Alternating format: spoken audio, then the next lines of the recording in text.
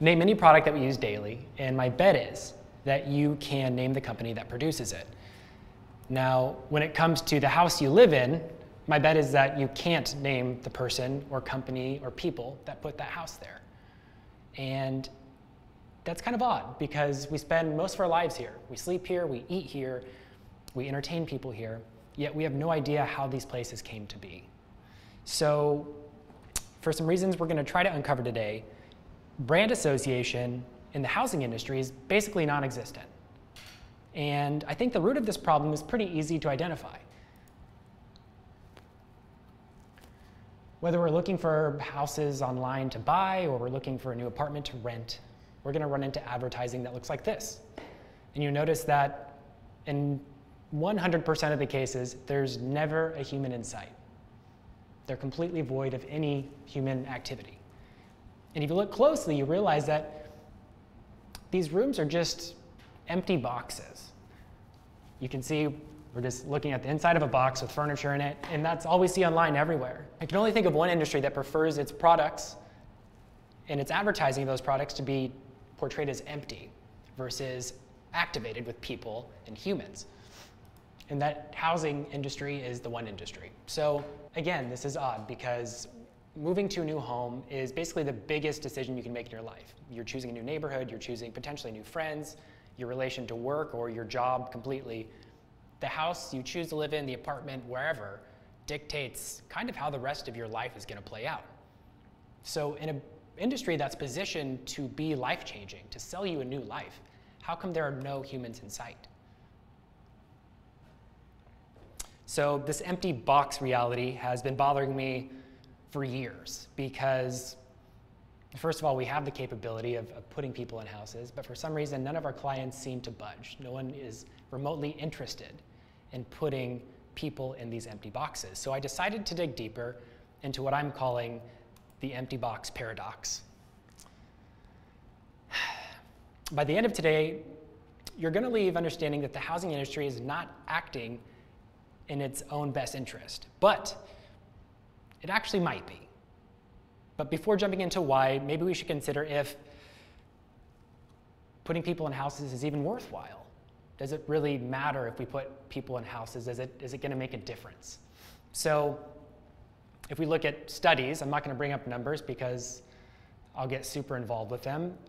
Like 100% of the time, you're going to see a study saying when advertisements include human faces on their website, people have 43% higher engagement over and over and over again. Whenever there's a person in advertising material, 9 times out of 10, 99 times out of 100, it's going to do a lot better than if there's no people. And when we look at the advertising efforts across any consumer industry, humans are always at the center of those advertising efforts. And this is because people are programmed to learn from storytelling.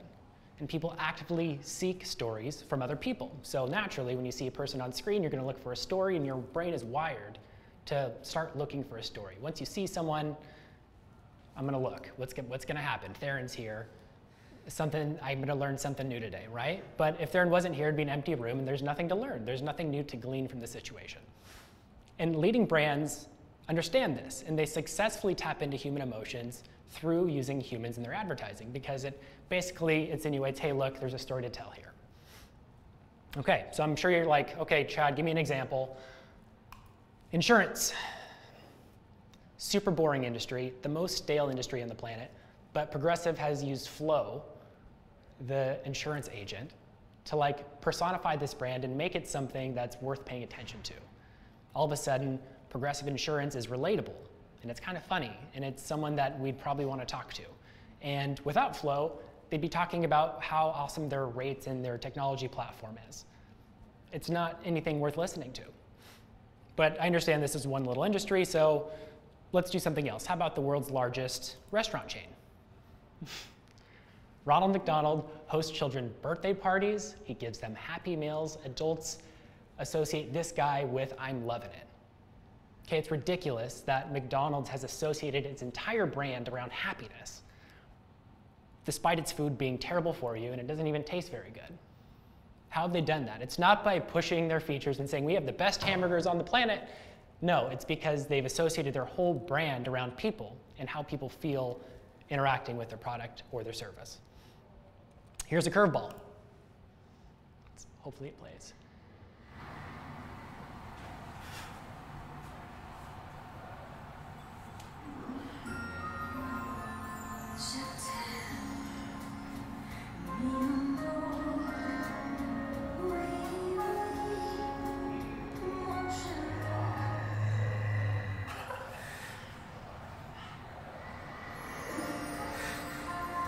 Cool. So Subaru successfully increased their sales 93 consecutive months. So month on month, their sales went up. They are ranked 24th in reliability. It's not because they make the best car. It's because they focused all their advertising efforts on personifying something everyone loves, dogs. Okay, they ran dog-tested campaigns for like 5 years, and that was right in that middle chunk of that time period where their sales were just going through the roof. It's not a coincidence. Like, they're not pushing like, hey, we make the best all-wheel drive car on the road. It's, if you like dogs, we like dogs too. Let's work on a car relationship together. It's ridiculous. But let's do one more. How about Old Faithful?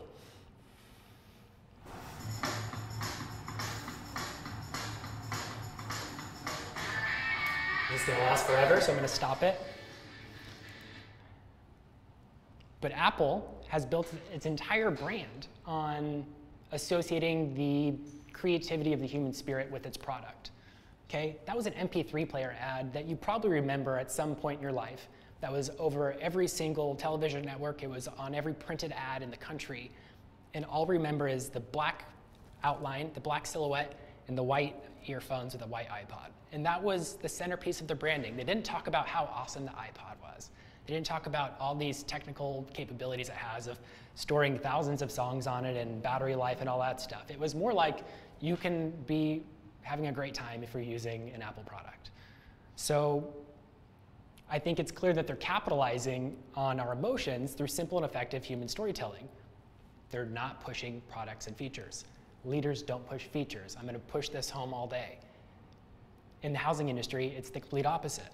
No one talks about the relationship you're going to have with the builder and how your life is going to change and all these emotional experiences that happen inside of a house. No one even touches on those. They talk about square footage, location, price.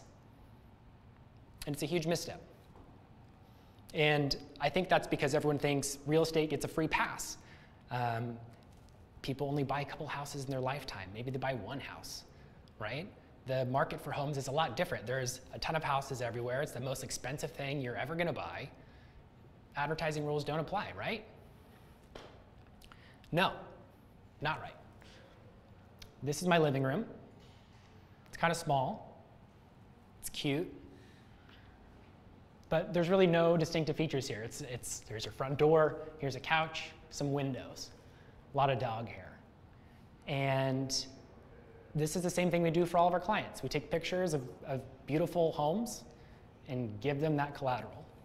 But what do you think would happen if we decided to activate this space? This is a photo of our living room with my fiance Ashley coming home being greeted by our dog Dash.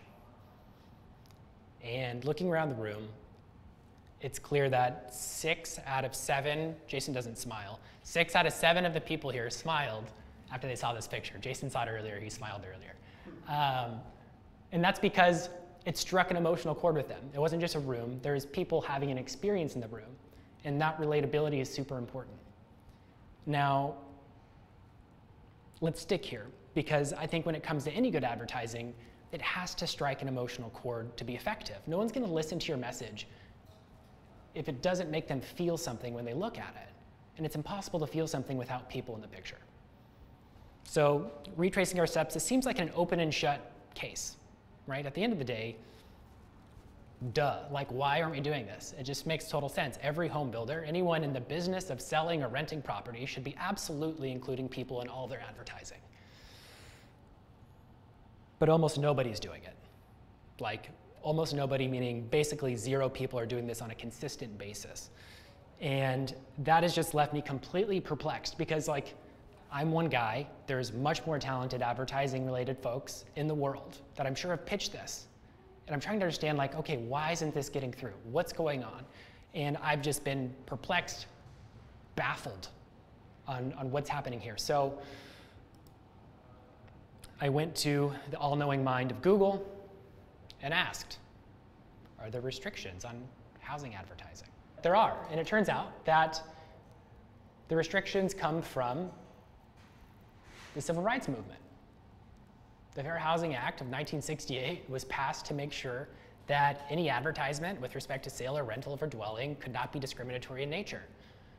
So maybe this explains why. Maybe there's actual laws in place that make it illegal to advertise houses and dwellings with people inside of them. How I did not know about this until I did this report, I don't know. But no one talks about this. This is like either it's assumed that everyone knows it, or nobody knows at all and they just assume the industry is this way because it's cheaper or faster. That's just how it's done. So I think it's important to bring this to light because we might be able to extract some ways to work with it instead of against it.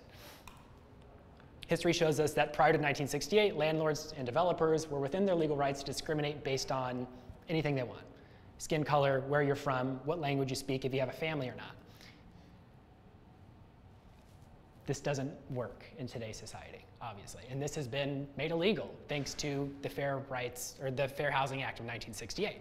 But it went a step further, and like war veterans were not able to access government aid to purchase homes like other war veterans were just because they were black. People immigrating from China that had lived in the United States for years and years were trying to buy homes in California, and California law wouldn't let them purchase property in San Francisco. It's insane. So like this law is useful, and it did very good things for our country because it started democratizing real estate for everyone. Knowing all of this, it's clear to me why you don't see or hear about people in any housing advertising. The legal ramifications are huge, and it's just not worth the risk for a lot of people. I think if they do know about this, it's like, ooh, stay away from that. It's not worth getting sued over. I'm not gonna have hundreds or millions of dollars sued for my company because we pushed an ad that wasn't sensitive. So as a result, advertising messages everywhere have been simplified to ensure there is zero insinuation of any discriminatory messages. It's time to introduce what a paradox is, because it literally defines my whole thought process. It's absurd to think humans wouldn't be in advertising, but they're not in there because it's a law. And I had no idea, but I think we can work with this. Hear me out. If we put all of this into a diagram, empty on one side, activated, like we had with Ashley and my dog on the other, these scenarios become easy to visualize. And I think by doing some of this stuff with some of our clients, we might be able to break some headroom. Clearly, it makes more sense if you look at this over here to just stick with empty housing advertising, right? Over there is bad, it's red. Lots of risk, expensive, bad words. Good words over here, cheap, fast, no risk. So when you have a developer or a landlord or anyone in real estate kind of weighing the risks, this is how they see it. And I can't fault them to that, but I think there's another way to look at this where we can pursue this path of human-centered advertising without necessarily committing civil rights violations. And it sounds like an interesting challenge for us to pursue. And we can talk about some of those ideas at the end, but I have a feeling we can make it look like this, where I'm going to step over here. If we can get someone to fully commit to somehow activating their spaces, we're not selling property, we're selling the experience of what life could be like to live there, but not at that specific house, or highlighting the people that contribute to building a home. All of a sudden, it becomes emotional selling, not feature selling.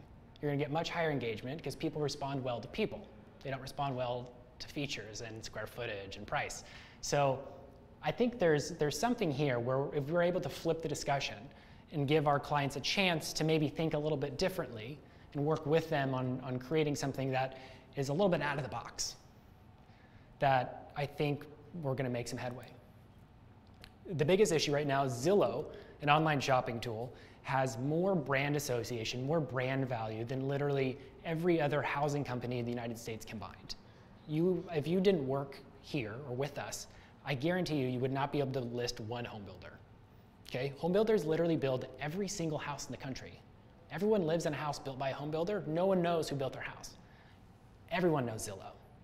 And that's a huge risk if you're a home builder, because building a house is the most complex thing to build in the world. It's harder than cars, it's harder than software, it's harder than everything, because there's so many moving parts, it's so much physical stuff to move to one location every single time that it's hard to automate. It's not something you can put in a factory and spit out houses. It just doesn't work.